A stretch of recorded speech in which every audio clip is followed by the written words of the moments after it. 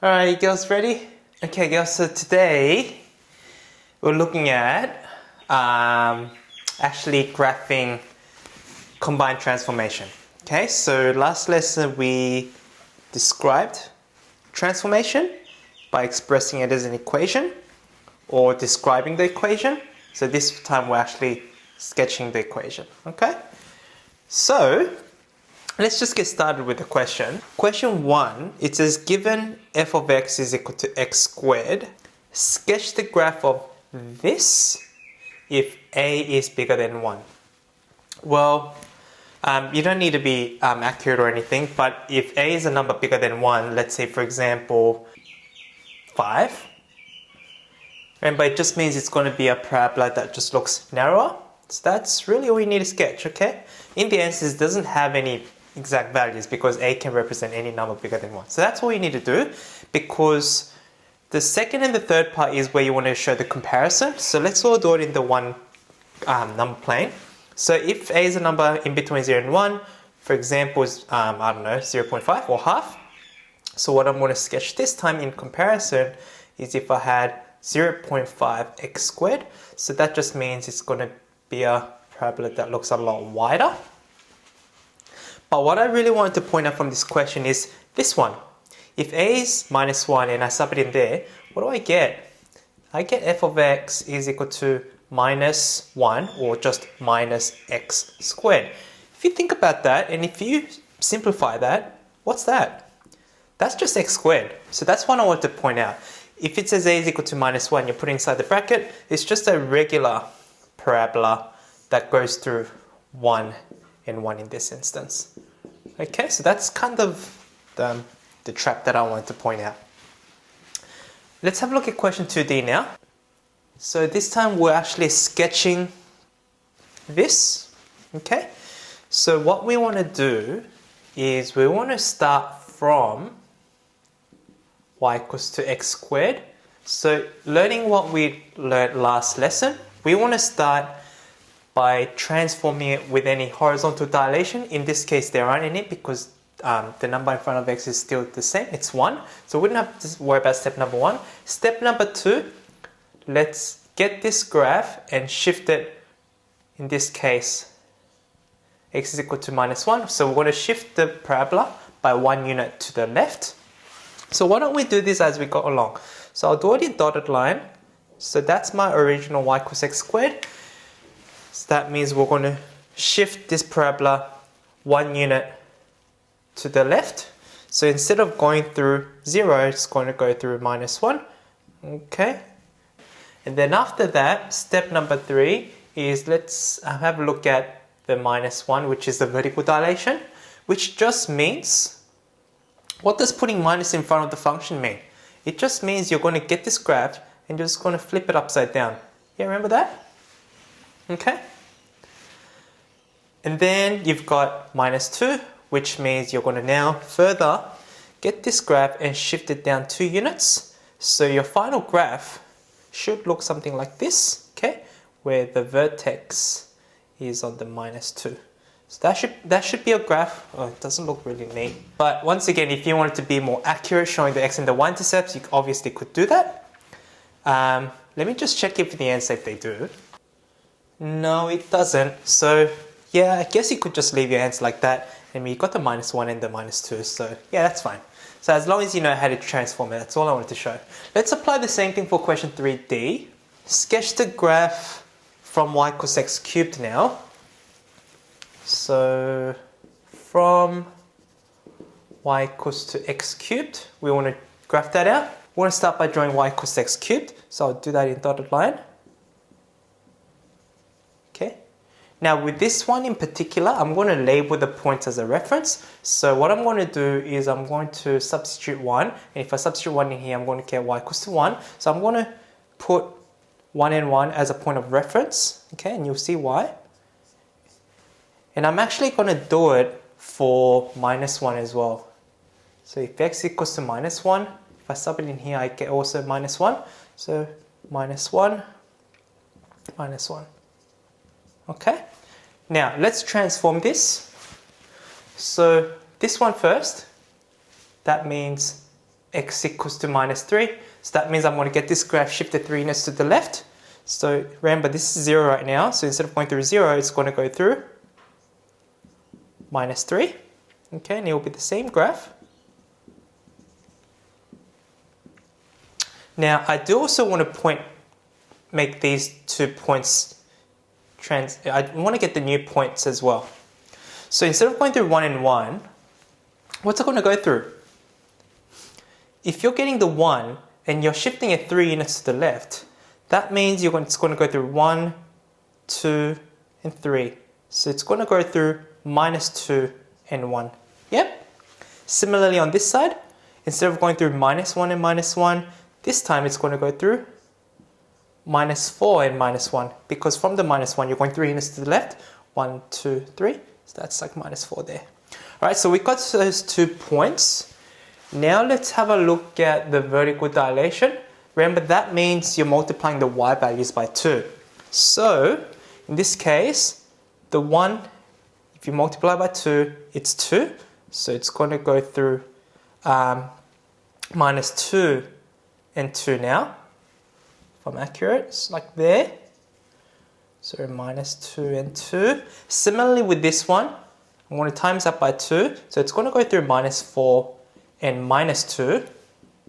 So let's say minus 2 is there. So it's going to go through there, here.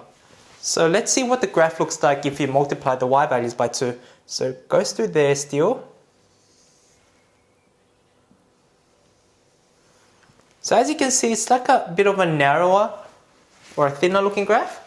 And then finally from here, I need to get that red curve shifted down by 5 units. So instead of going through minus 3 as the center point, it's going to now go through minus 5. 3, 4, minus 5. So this part is going to go all the way down to where minus 5 is. And I'm going to draw the same graph, or the same pattern, sorry. Okay, so something like this is what you want to show. Okay, I don't know if it goes to minus 2, probably not, isn't. But as long as you show that transformation, it's fine. So you're just getting the red graph and you're just shifting it 5 units down. Okay, so I wanted to show you that because it's a bit tricky. Once again, if you want to get a more clearer answer, check it on Desmos and then see the graph for yourself. Okay, so example 18, this is f of x given. Describe the transformation if it's transformed into that. So it says get the new coordinate basically in terms of x and y, just like what we did last lesson. So let's do it one at a time. Let's have a look at, once again, the horizontal part. Obviously here x equals to minus 1. So that means from here, it's going to be x minus 1. That's done with the horizontal. Next to, that's your vertical, so that's going to affect your y. So from here, remember, if it's a 3 in front, that just means you're multiplying it by 3. So we've got 3y and then minus 2. So that's basically it. Okay, so that's going to be a new coordinate in terms of x and y. Now, let's apply this to actual points here. So how did they get transformed? Well, following this, x minus 1, that means for here, I'm going to do minus 2 minus 1, which is minus 3. And then for the y coordinate, you're going to have to multiply by 3, which is 15, then take away 2, which is 13. Okay, so those are your new point for the first one. That's the same thing for the second one. What is it? Take away 1 to the first one, 0. And then for the second part, times that by 3, which is, I can't do my math, minus 27? Yeah, minus 27, take away 2, that's minus 29. So there you go. So now they want you to basically sketch it. So let's point these out, minus 3 and 13. So if that's minus 2, let's just say minus 3 is there. And then 13 is a really huge point. So let's just say, oh my god, I wrote x and y, sorry about that. So let's just say this is minus 3 here, and then let's say that's 15 on the y-axis there. Okay, let's just say it's here, and then you've got 0 and minus 29. So you've got 0, minus 29, which is huge. So like, let's just say let's just say 0 minus 29 is here. And obviously you just need to sketch the same graph. Okay, you get the idea. Obviously it's not the neatest. Have a look at it on Desmos if you want a more accurate graph, but obviously in your book, try to be more accurate by using a ruler. So that's the idea, okay? Let's do something similar for this. So it says describe the transformation from getting to an absolute graph to that in terms of x and y.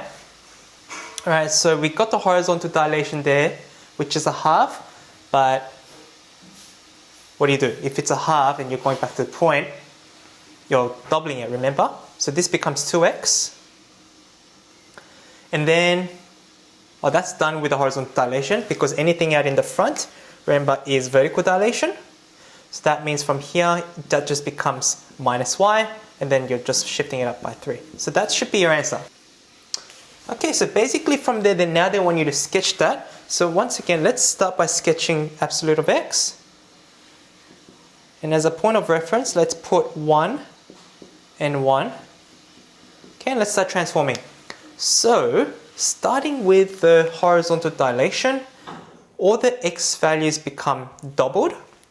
So instead of going through 1, it's going to go through twice that. So the new graph is now going to go through 2 and 1. Okay, likewise, it's going to be in minus 2 and 1. So let's sketch that. So something like this for now. Wider.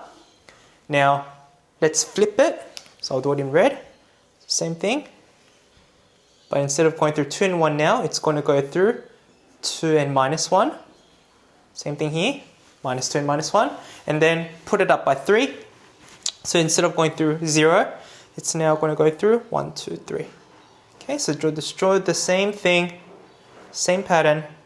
Oops. But up 3. Okay, so as you can see, it's just that graph shifted up by 3 units. Right, so that's basically what we need to draw. If you want to find the x-intercept, you could obviously do that by substituting y equals 0 and solving for x. You guys know how to do that. I'll let you guys do that if you need to. So that's the idea. All right, one last question I'll go through is question 5D from your exercise. Question part I, it says from here to draw to that and that. All right, so let's just do it one at a time. So with this one, you've got minus inside the x. That's a horizontal dilation. And what does that mean again? That means you're just reflecting. So this means, remember from the previous exercise, reflect in y-axis. So draw that flipped. So instead of going through minus 2, that's meant to be going through 2 by the way. Minus 2 and 2 is going to now be going to 2 and 2. Instead of going through minus 1 here, it's going to go through 1. Instead of going through 2 and minus 1, it's now going to go through minus 2 and minus 1. And that's going to stay the same. So if I sketch this out, yep, so there you go. So that's that bit done. That's step number 1. Now step number 2, do it in black, actually in red. Step number 2, now we have to double the y coordinates. So in our case, instead of going through 1, it's now going to go through 2. From the blue line, yeah? Instead of going through 2, it's going to go through now 4. Instead of going through 2, I'm not looking at the black, looking at the blue line. Instead of going through minus 1, it's going to now go through minus 2 because I'm doubling everything. Does that make sense? So what does it look like? It's still now with this one, it's still going to go through that because that has a y value of 0. 0 times 2 is still 0. So that's what you want for step number 2. And then finally for step number 3, take it down by 1. So I'll do that one in black. So from minus 2, it goes down to 2. Instead of 1, it goes down to 0. From minus 1, it goes down to 0. From minus 2, it goes down to minus 3. Alright, so in big dots. And from minus 4, it goes down to 3. So let me try my best to sketch this out. So there you go. All right, I would definitely recommend doing this in pencil, obviously because you've got everything all over the place. So yeah, so that's how you would do it. Just take your time doing this because you're going to make a lot of silly errors if you don't. Okay, so do the same thing for the second part. I won't do that for you. I would like you girls to now try it, but I'll give you a guide. Now, once again, with this one, don't forget to factorize this. So I'll leave that for you guys as a challenge. All right, girls, that should be enough to take you through that exercise. Give all the questions a go and let me know if you have any questions. Thanks.